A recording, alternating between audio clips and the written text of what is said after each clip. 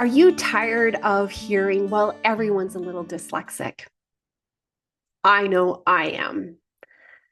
I have finally come up with a way to re-look at this, and it's based on society's misperceptions of what dyslexia is and where their focus actually even aligns with.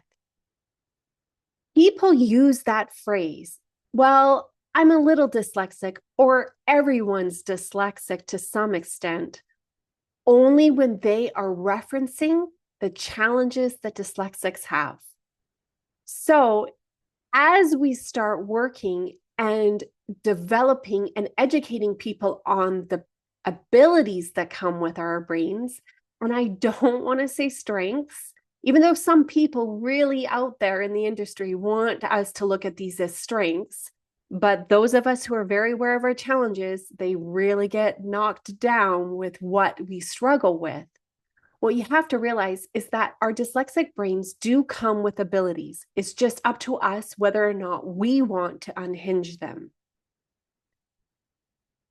And I have to say, we take these abilities for granted because they're easy for us. These are the aspects of life that are easy. Now, the next time somebody says, well, everybody's a little dyslexic, in response to something that is a challenge for dyslexics, like spelling, word recall, working memory, executive functioning, rapid naming, pronunciations, visual perception, any of these aspects that are actually challenges for someone who has a dyslexic brain, I want you to stop and go, so if you're a little bit dyslexic, or everyone's a little dyslexic, then everybody has big picture thinking. Everybody has the ability to problem solve within seconds. You're able to make patterns. You can connect dots that no one else can. And you actually have extensive and proficient communication skills, orally, that is, and that you can see and understand and be charismatic when you talk, that you have rapid and very expressive facial expressions, that you have the ability to draw connections to things that no one else can.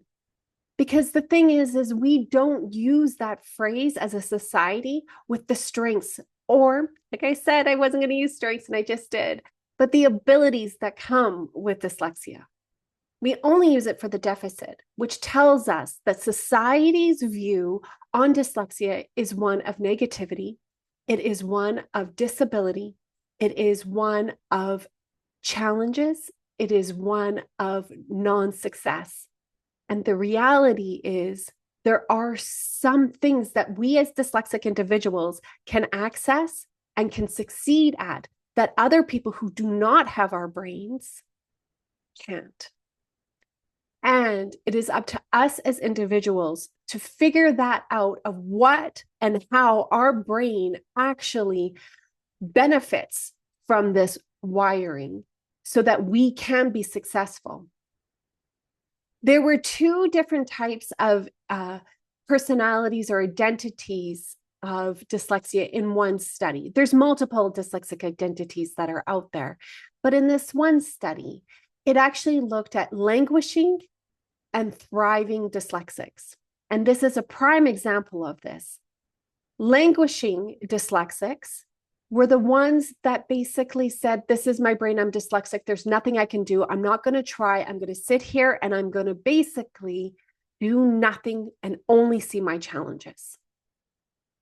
They were less successful. They had what's more aligned with a closed mindset, meaning that you are born with your abilities and no matter what you do, you can't change your state or your ability to grow.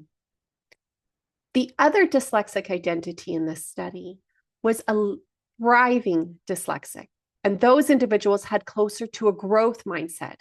But these thriving dyslexics, what they saw was, yeah, I've got this brain, but you know what? I can succeed. I can do better.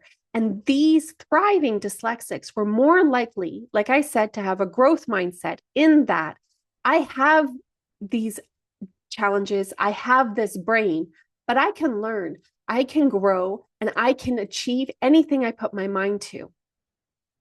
These thriving dyslexics have the ability to move beyond what is into what can be.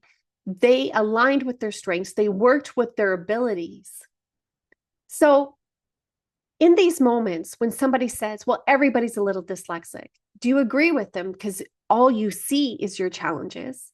And I want to challenge you, like I said at the beginning, or can you then challenge them and list off all of the abilities that you have that are innately yours because of this dyslexic wiring?